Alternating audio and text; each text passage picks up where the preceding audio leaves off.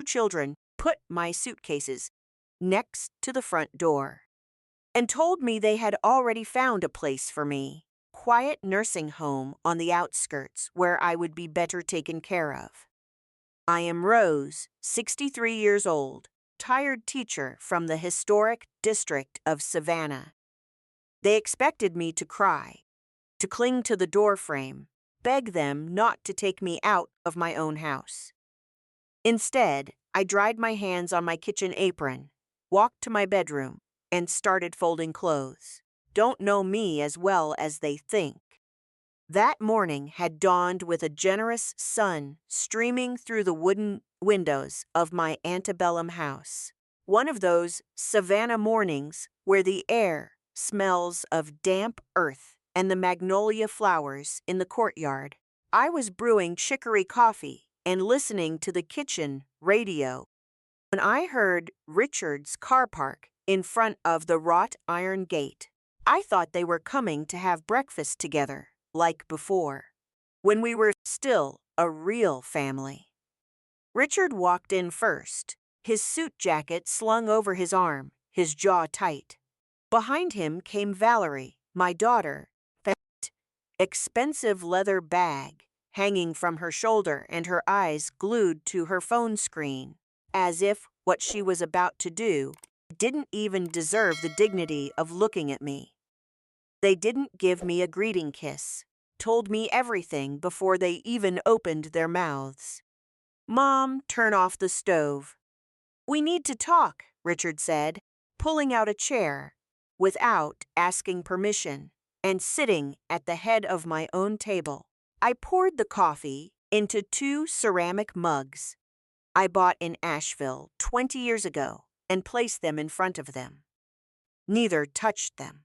We didn't come to drink it, Valerie interrupted, placing her phone face down on the table. Came because we made a decision between the two of us, and we need you to understand it. My right hand reached into my apron pocket without thinking.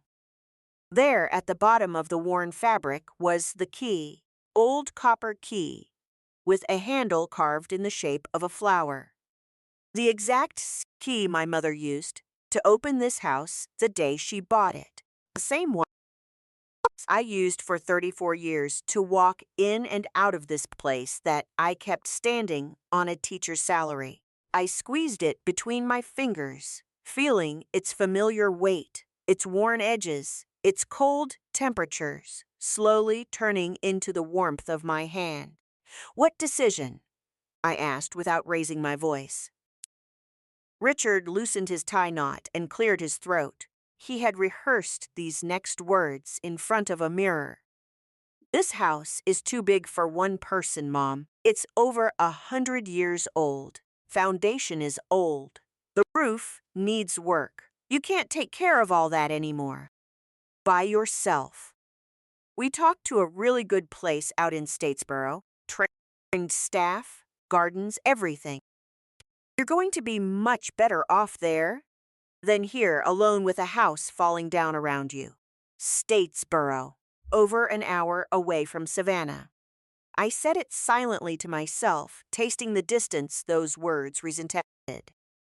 It's what's best for you, Valerie added, never lifting her eyes from the tablecloth.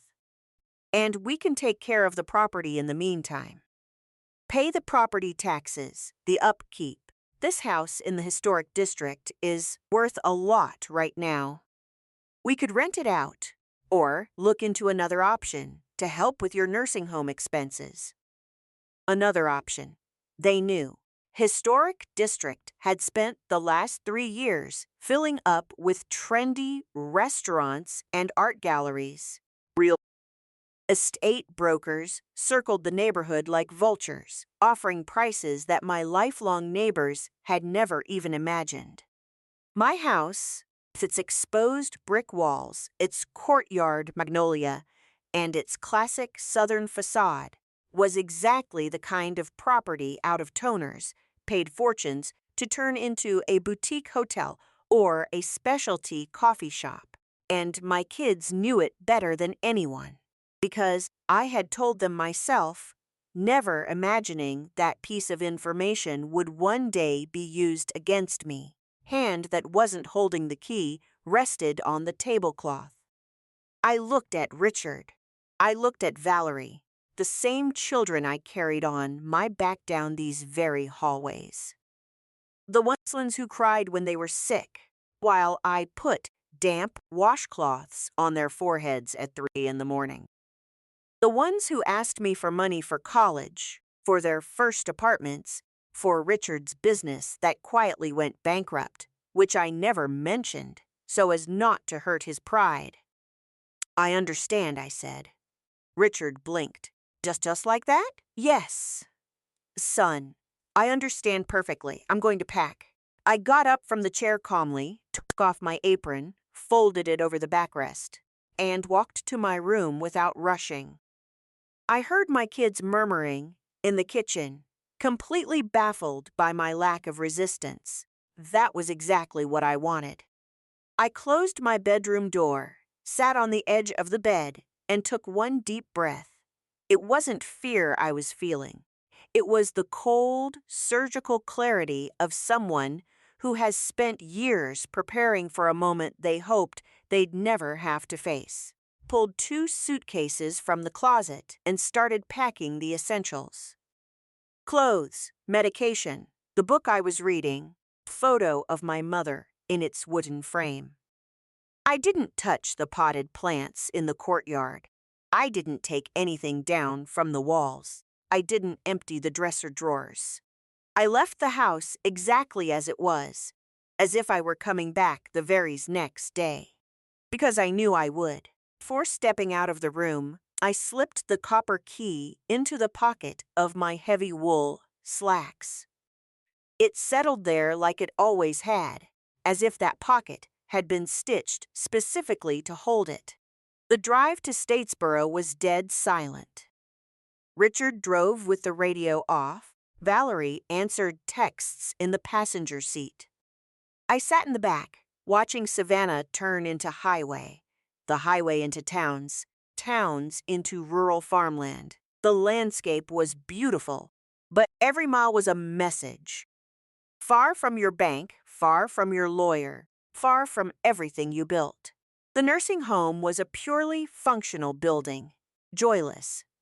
Pale yellow walls, a patchy lawn, a lobby with plastic chairs, and a smell of clinical antiseptic that seeped straight into your bones.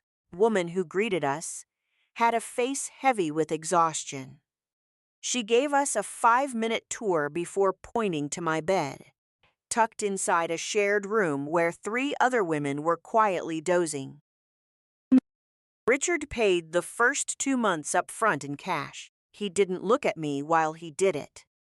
Valerie gave me a quick hug, one of those hollow embraces that never actually reaches the body, and told me they would come visit soon. Richard just raised a hand from the doorway, not even stepping close to say a proper goodbye. See you later, told them. Just that. I listened to them walk out. The car engine started, and the sound faded until it was entirely gone. I sat on the edge of that hard mattress, staring at the yellow wall. One of my roommates offered me a cookie from a bag she kept hidden under her pillow. I took it and ate it slowly, savoring it. I had a lot to think about, and the whole night to do it. I slept 4 hours. At dawn, the first light bleeding through the window, I got up without making a sound. I washed my face, brushed my hair, grabbed my 2 suitcases, walked straight to the reception desk. The night shift nurse looked at me, bewildered. I appreciate your hospitality, I told her, using all the politeness in the world. But I have matters to attend to in the city. I caught the first greyhound passing down the main highway, heading back to Savannah. I sat by the window and rested my hand on my pants pocket. The copper key was still there, cold, firm, waiting. I pulled into the Savannah bus terminal at 9 in the morning. From there, I took a cab to the Midtown neighborhood, where my friend Connie had lived for 40 years. She opened the door before I even finished knocking. She had been standing there waiting for me. She didn't ask a single question. She just gave me a real hug, one of those long, anchoring hugs that settle deep in your bones, and told me she was making breakfast. I ate, I took a hot shower, and I changed my clothes.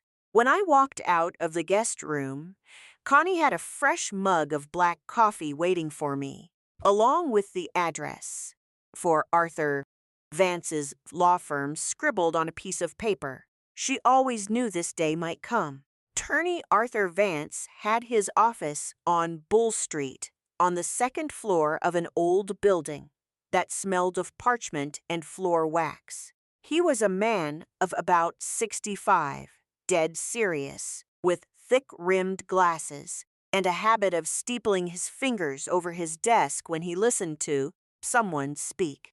He had known me for 12 years. He had drafted every important document I owned, and he knew the history of my house and my family by heart. When I walked in, he stood up. "Rose, it's a pleasure, though I can guess the occasion," he said, gesturing to the chair across from his desk. I sat down and told him exactly what had happened. He listened without interrupting, barely nodding, making precise notes on a legal pad with a black fountain pen. When I finished, he looked up. "Do they have the papers from the dining room drawer?" he asked. "Yes, the old deed that was in my name before the transfer. Papers haven't held a drop of legal weight in 4 years." They don't know that.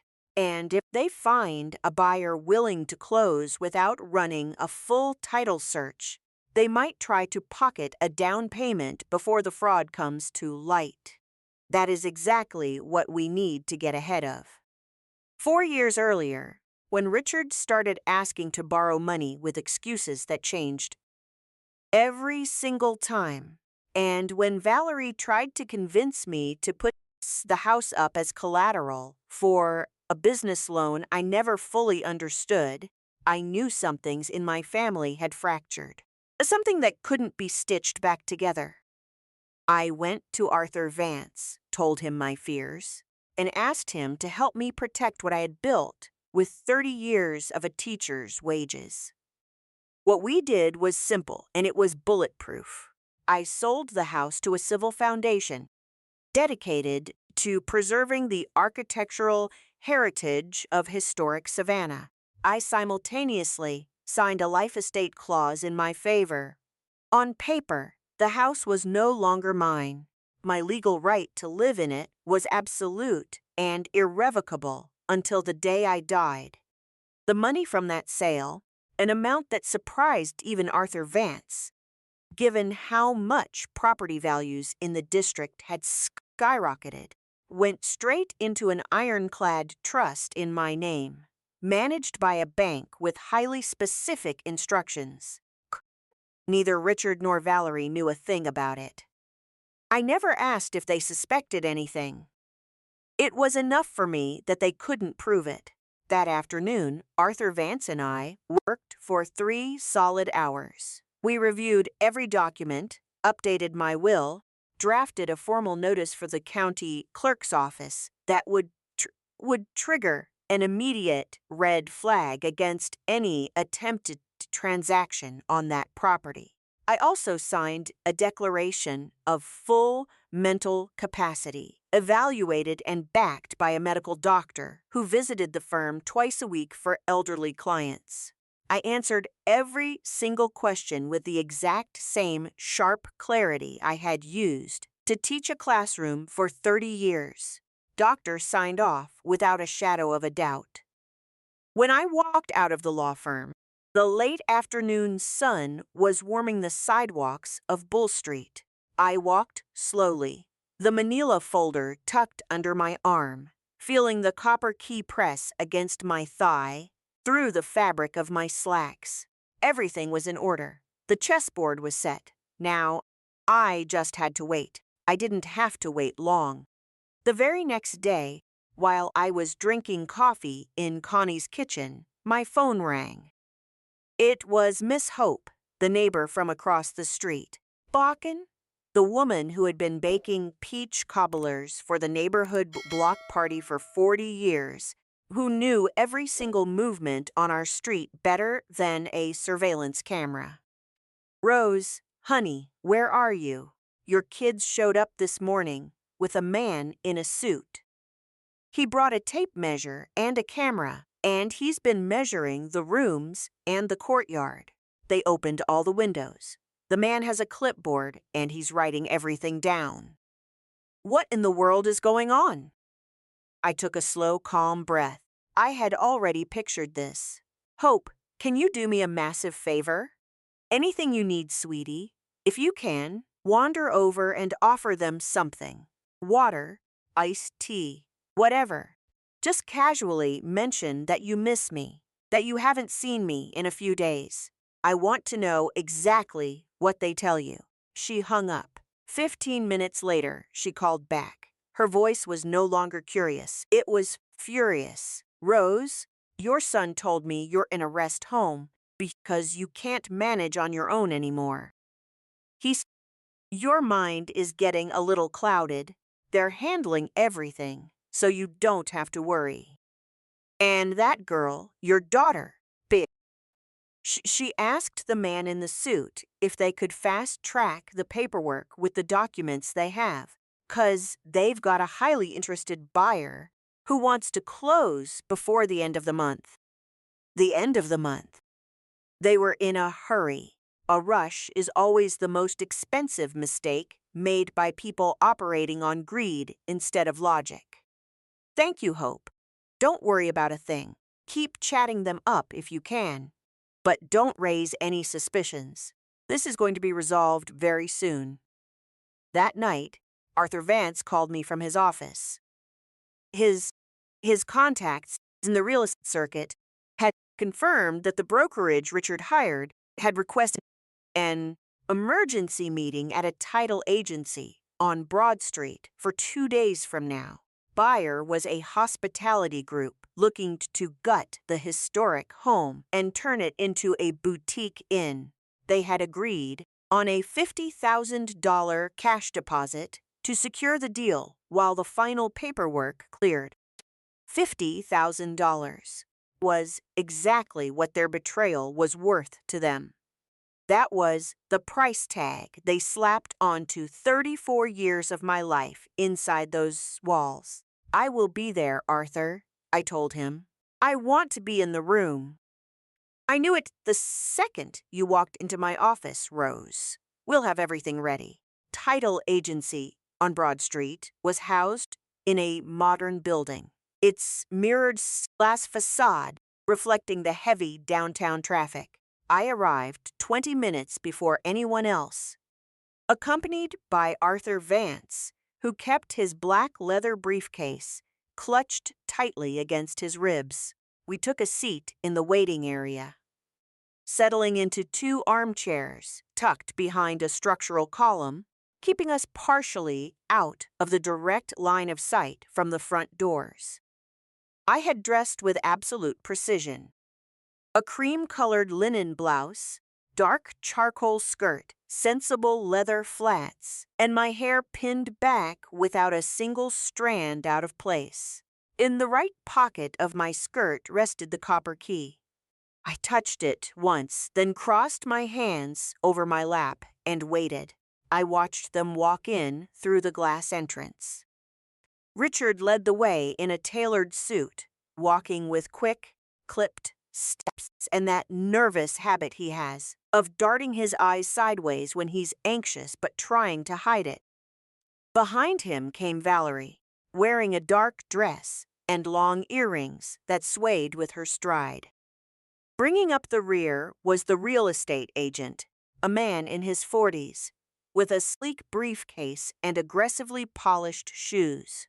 3 of them marched straight to the glass-walled conference room at the back. Buyer's representative and his own attorneys were already waiting for them. From my seat, I watched through the glass as they shook hands. I watched them exchange pleasantries. I watched Richard lay the old property deeds flat on the glass table with the supreme arrogance of a man who believes he holds all the cards. Valerie flashed the corporate buyer that exact same calculated smile I had seen her use since she was 16, whenever she wanted to seem older and more sophisticated than she actually was. "Ready, Rose?" Arthur murmured beside me. I nodded once. I stood up, smoothed the front of my skirt with the palms of my hands, and walked straight toward the conference room. Arthur opened the heavy glass door and held it for me. I walked in without rushing. The first person to notice me was the real estate agent, who looked up from his paperwork with an expression of pure, unadulterated confusion. Then Valerie turned her head. Color drained from her face in a fraction of a second, as if someone had violently yanked down a window shade. Buyer's representative furrowed his brow, looking back and forth between my children and me, completely lost. And Richard, my oldest son, my firstborn, the little boy who learned to read at my kitchen table while I graded my students' homework. He froze with his expensive pen suspended in midair, paralyzed, as if time had stopped exclusively for him. "Good morning," I said, my voice perfectly steady. "What an interesting meeting to have without me," Richard stammered, shooting up from his chair so fast it almost tipped over backwards. "Mom? How? What are you doing here?" "You were in Statesboro." "Yes. Turns out the 6 a.m. Greyhound also drops off in Savannah's sun, and my legs function perfectly fine. Just like my memory and my judgment, in case anyone in this room had any doubts." Valerie desperately tried to recover. She stood up and took a half step toward me, her arms slightly open as if she were due to embrace me, but her face couldn't sell the performance to anyone. "Mom, you scared us to death. Why didn't you call? Look, what we're doing here it's complicated to explain. It's highly technical paperwork. Why don't you wait for us out in the lobby? And in a little bit, we'll." I stopped walking. I raised one hand, just one hand, palm facing outward. Valerie froze mid-step. "No, sweetheart, I'm not going to wait out in the lobby for anything ever again. I spent years waiting on the sidelines, exactly where it brought us." The buyer's representative cleared his throat loudly. "Excuse me, could someone please explain to me who this woman is? And what exactly her relationship is to the property we are attempting to purchase?" Arthur Vance stepped forward, placing his leather briefcase directly onto the glass table. He popped the latches, pulled out the manila folder, stamped with county registry seals, and slid it across the glass until it rested directly in front of the buyer and his attorney. "My name is Arthur Vance. I am the legal counsel for Mrs. Rose. This is my client. And the document you currently hold in your hands, one the individuals across from you have presented as a valid title of ownership, piece of paper that has held zero legal validity for the past 4 years. That historic home does not belong to these two, was legally transferred to a historical preservation society, carrying an ironclad life estate gaunt clause exclusively in favor of Rose. She is the sole human being on Earth with the absolute legal right to inhabit that property for the remainder of her life. Here is the updated county registry, the trust documentation, and the legal block filed with the clerk's office 2 days ago. Gentlemen, you had signed that contract based on the papers they handed you. You were about to wire a $50,000 deposit for real estate that these people possess absolute no legal right to sell. The buyer's attorney picked up the documents. He reviewed them in agonizing silence for a full minute, a minute that felt like half a lifetime in that room. Then he closed the folder, placed it back on the glass, and looked at Richard with an expression that required zero translation. Richard slammed both palms flat against the table. It was a hollow smack of sheer desperation, not anger. "Mom, why are you doing this to us? You know I'm drowning in debt. The business went under.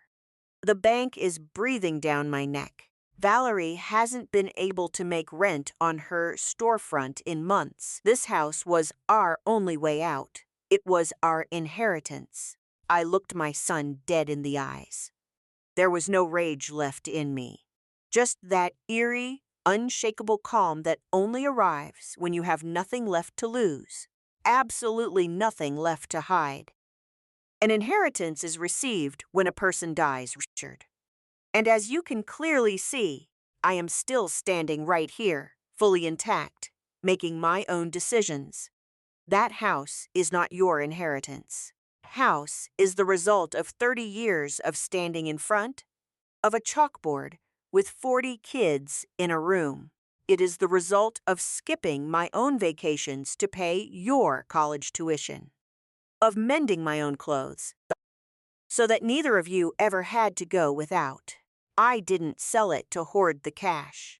I locked it away because I knew the two of you far better than you ever bothered to know me. Valerie broke down crying.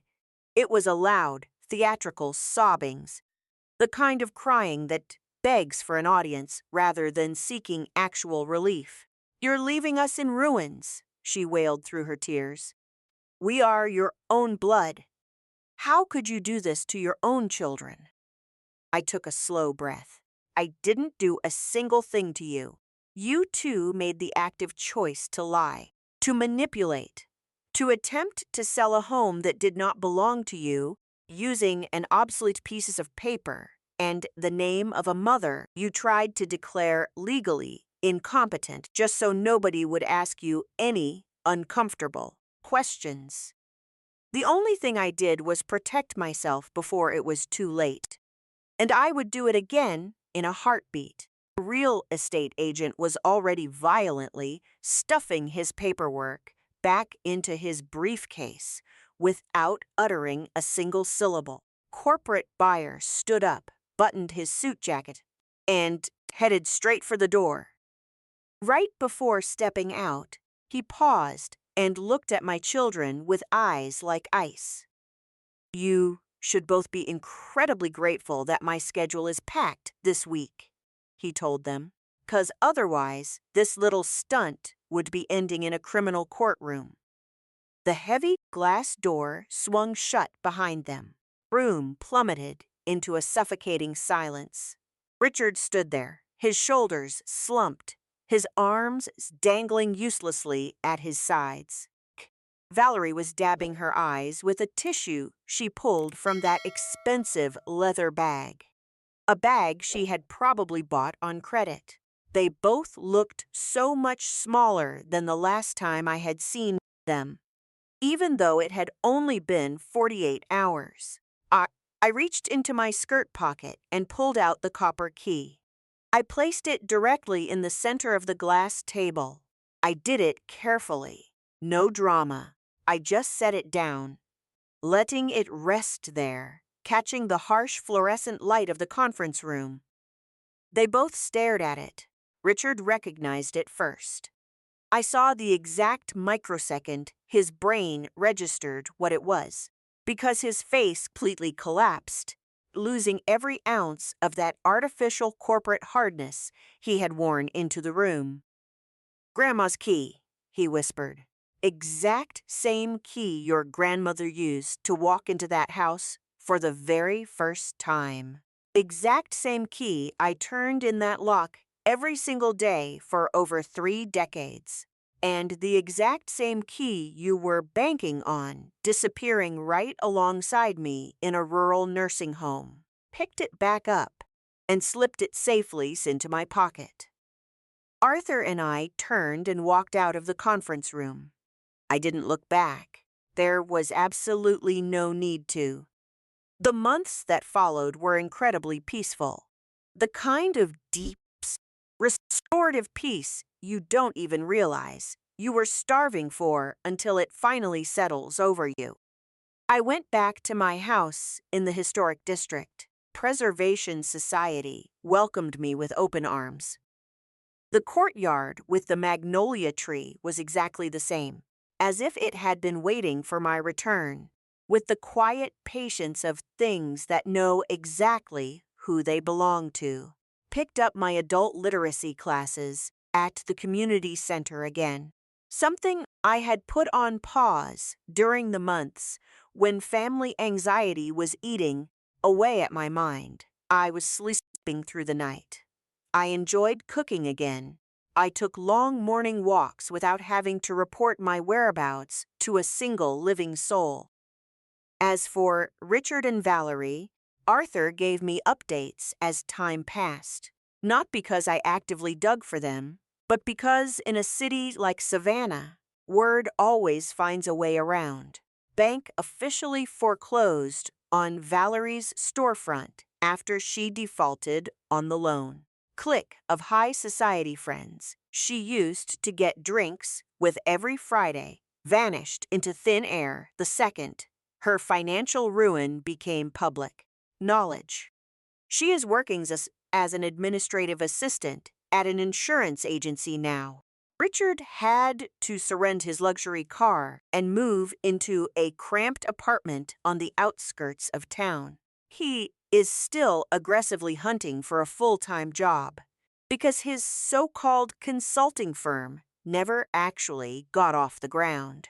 That lawsuit they tried to file, the one claiming I was mentally incapacitated when I signed my property over, was thrown out by a judge in the very first preliminary hearing.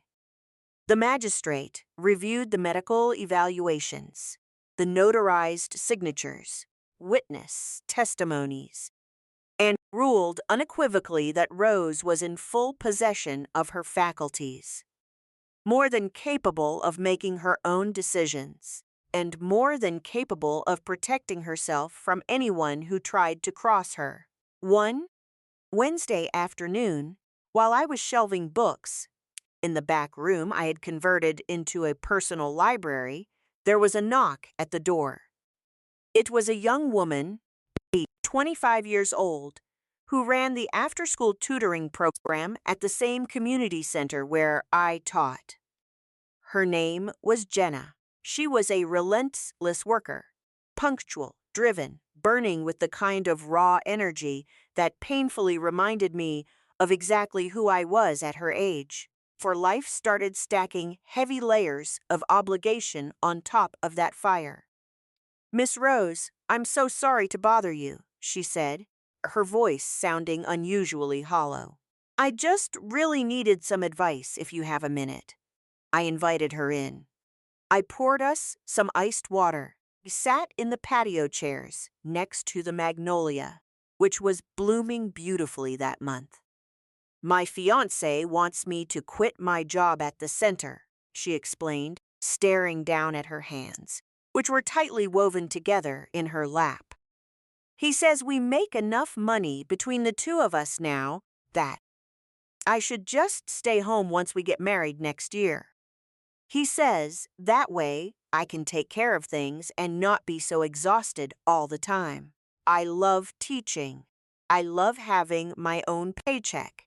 And I don't know how to explain to him that I don't want to stop working without him taking it as insult. Every time I try to bring it up, he tells me I just don't trust him.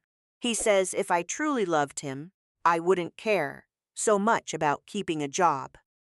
I listened to every single word without interrupting. When she finished, I sat in silence for a moment, just watching the leaves of the magnolia tree shift in the wind. "Do you have your own savings, Jenna?" "Yes, ma'am. I've been savings up for 4 years for a personal project. I want to open a dedicated learning space for kids from low-income neighborhoods. Took 4 years of your own sweat to build, I told her. 4 years of waking up in the dark, of wearing down the soles of your shoes, grading papers, and planning curriculums, and refusing to quit. Yes, ma'am. I reached into my skirt pocket and pulled out the copper key. I rested it flat on my palm and extended my hand toward her so she could see it up close. Jenna stared at it, not entirely putting the pieces together. This key unlocked a house that my mother bought after decades of grueling work. She left it to me. I used it to walk in and out of my own life for over 30 years. Not too long ago, someone tried to strip this house away from me, using the excuse that I was simply too old to need it anymore. Do you want to know what actually protected me? Your legal documents? Jenna guessed. My documents, yes. But long before any paperwork was signed, what saved me was the fact that I made my own choices before it was too late, without asking anyone for permission, without justifying my plans to a single soul, and without handing over the keys to what was rightfully mine. Tucked the key safely away. Real love, Jenna, never asks a woman to drop what took her years to build just to prove that she trusts a man. Real love pulls the wagon evenly. It celebrates what the other person achieves. Instead of demanding, they abandon it. Just so their own insecurities don't have anything to compete with. A man is demanding that you quit your job before he even marries you. He is not asking for a life partner. He is asking you to shrink yourself into something he can control without breaking a sweat. Jenna was listening with her eyes wide open, her hands completely still for the first time since she sat down. But he promised that after the wedding, he's going to financially back my project, she countered, though her voice didn't sound entirely convinced of the words leaving her own mouth. Why on earth would he need to wait for a wedding ring to support something that is already good and already exists right now? I asked her gently, with zero sugarcoating. Genuine support does not come with a waiting period or a checklist of demands. It's either there or it isn't. And if his condition right now is that you have to surrender your independence to earn his help, I want you to sit back and imagine what his very next condition is going to be. The young woman dropped her gaze. She sat in absolute silence for a long time.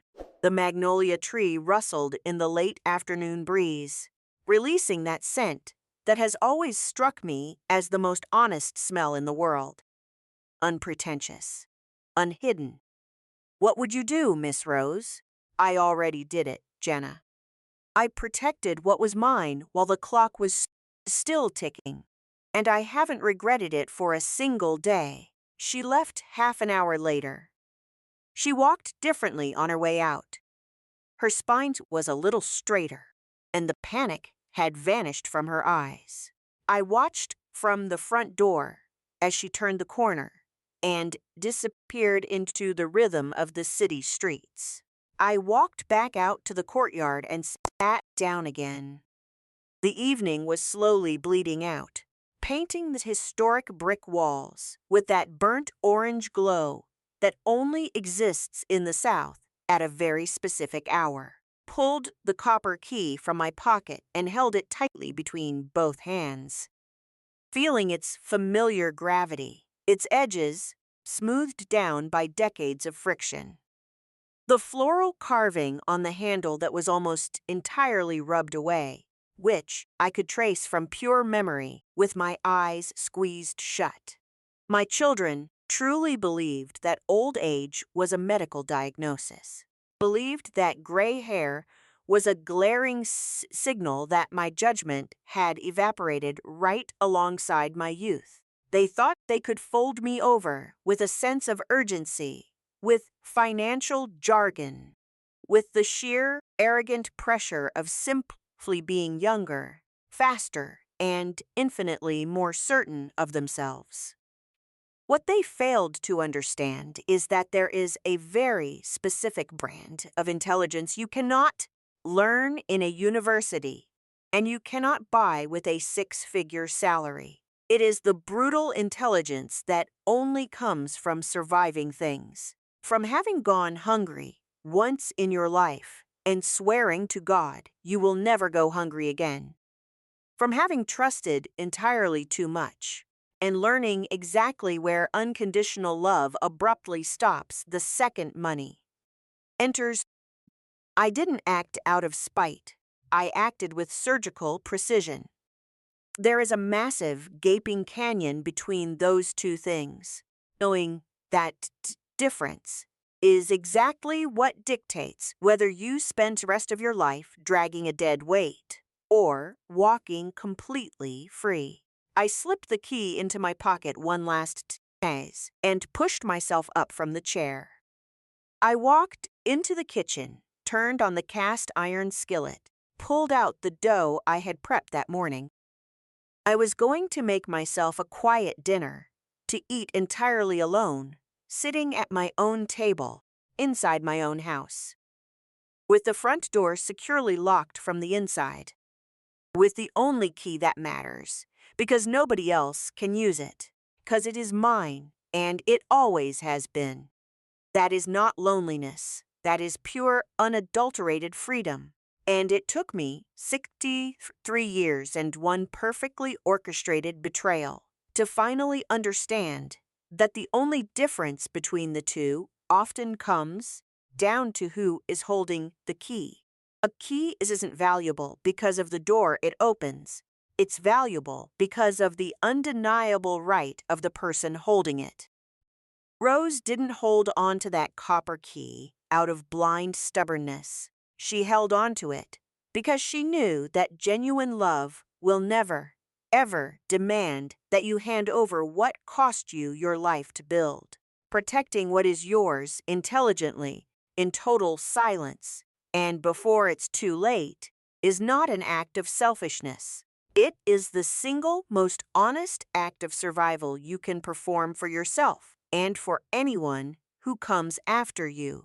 Brief clarification for our listeners. This story was constructed and narrated by artificial intelligence, sole proprietor, with the sole purpose of providing you with a moment of entertainment and leaving you with a reflection worth carrying with you long after the story ends.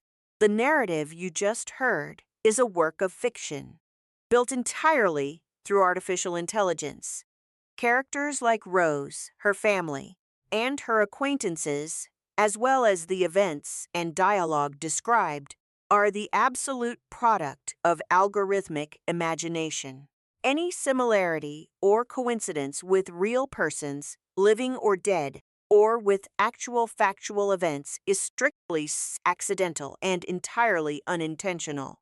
It is vitally important to clarify that, although the plot involves specific legal procedures and concepts, such as life estates, creation of blind trusts, title agency transactions, and judicial rulings, the content of this work under no circumstances constitutes, nor should it be interpreted as, legal, financial, estate, or professional advice of any kind.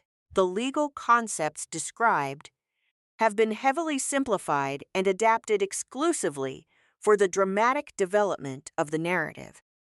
Consequently, we strongly urge our audience never to make personal, financial, or legal decisions based on the actions or strategies of the fictional characters portrayed here. Furthermore, this material does not offer psychological guidance or counseling regarding family dynamics or conflicts. If you are facing any real-life situation related to asset protection, inheritance disputes, elder rights, or domestic manipulation, you must consult directly with a qualified attorney a notary public, or a competent specialist in your specific jurisdiction. Creator and distributor of this narrative explicitly disclaim any legal, civil, or moral liability arising from the use, application, or misinterpretation of this fictional story.